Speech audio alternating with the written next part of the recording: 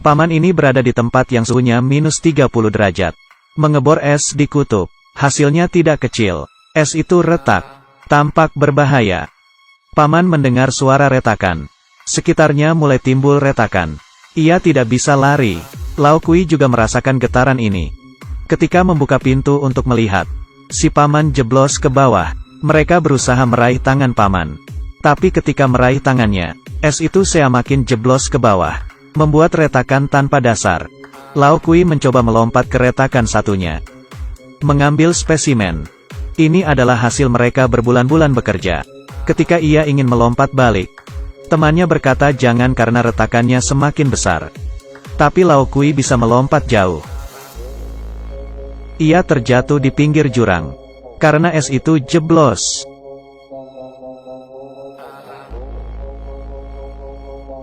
Ia bertahan menggunakan palu yang ditancap ke dinding es. Temannya menariknya ke atas. 3 orang ini menyadari ada retakan besar di permukaan es. Konferensi internasional digelar. Lao Kui memberi peringatan. Berkata perubahan iklim menyebabkan zaman es untuk datang kembali. Seluruh bumi akan berubah menjadi beku. Si kepala bingung. Bukankah global warming berarti seluruh orang harus liburan bersama? Kenapa kamu mengubah liburan musim dingin? Lao Kui mulai menjelaskan. 2 hal yang kontradiktif. Faktanya secara logis. Arus hangat di laut akan mendistribusikan suhu hangat di bagian bumi yang membutuhkan. Tapi karena pemanasan global, bongkahan es mencair. Arus hangat itu terpengaruh dan akhirnya terhenti. Bumi tidak akan mendapat kehangatan. Cuaca hangat akan menghilang dan kembali ke zaman es. Tapi tidak ada orang yang percaya dengannya.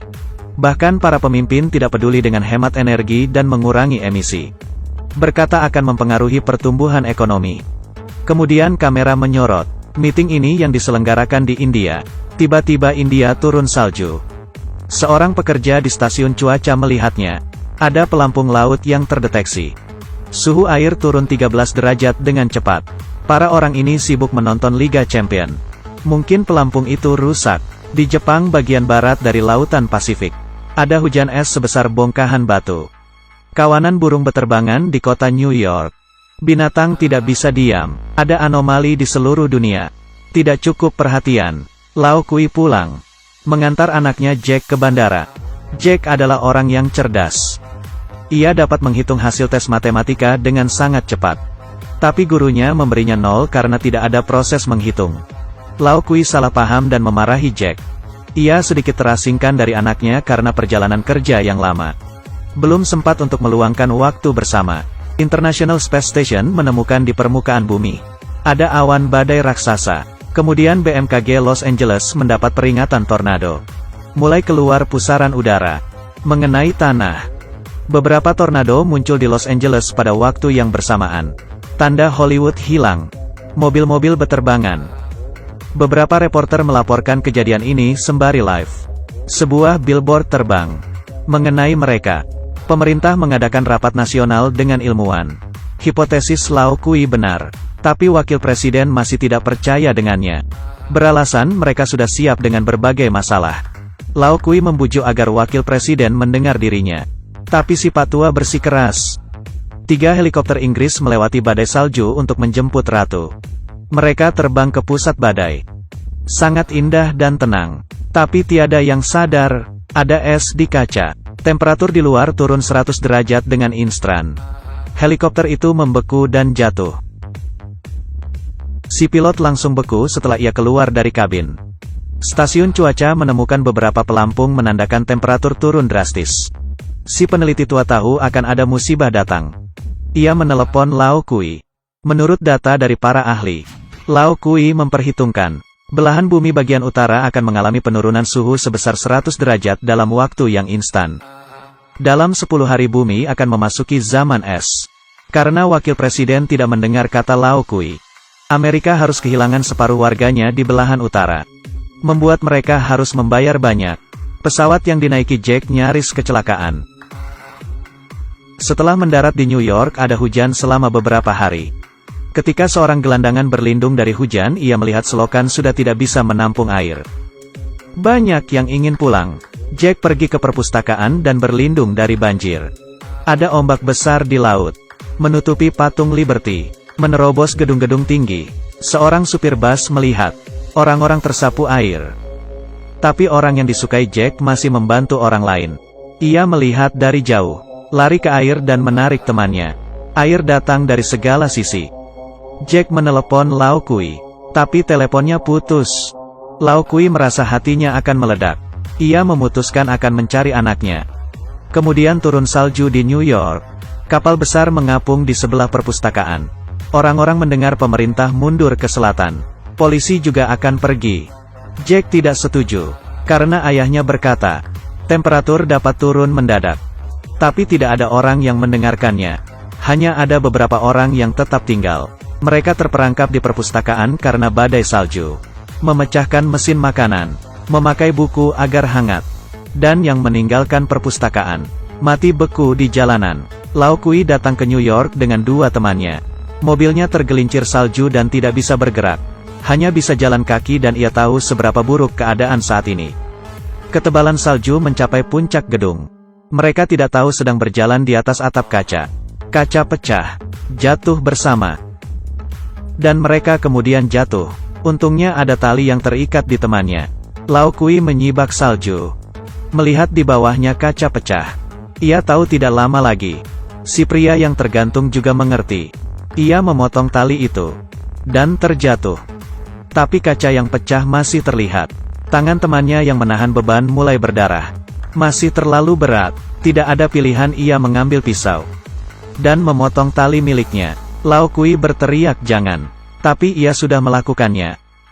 Lao Kui putus asa. Pria itu adalah teman baiknya selama bertahun-tahun.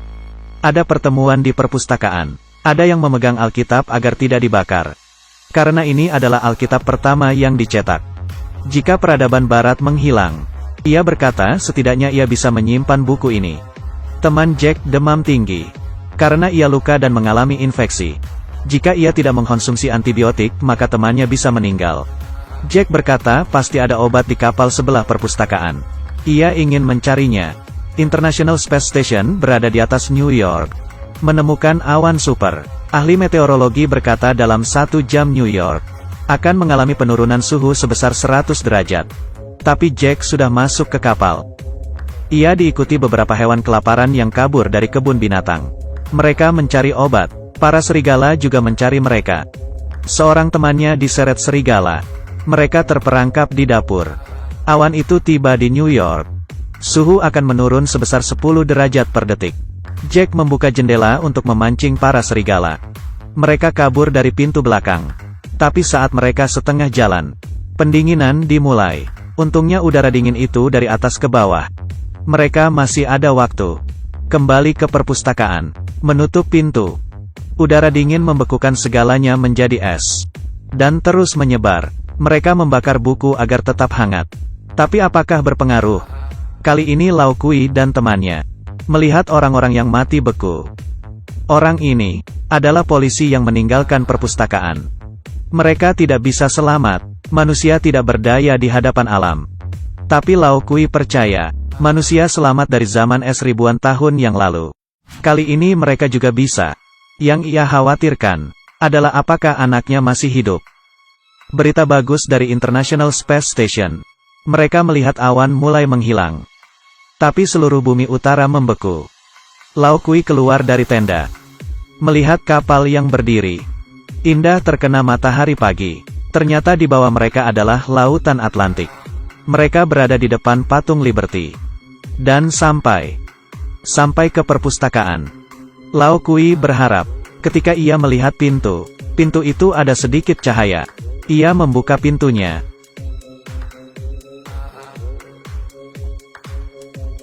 Center membangunkan mereka. Semua masih hidup. Jack mengenali ayahnya. Memenuhi janji untuk menyelamatkannya. Mereka berpelukan. Angkatan udara menjemput orang yang selamat. Karena belahan bumi utara menjadi beku. Amerika pindah ke Amerika Selatan. Meksiko menerima mereka dengan terbuka. Di luar angkasa, pilot berkata tidak pernah langit secerah dan sebersih ini. Direktur Roland Emmerich. Ini adalah film bencana tahun 2004 lalu. yang berjudul The Day After Tomorrow.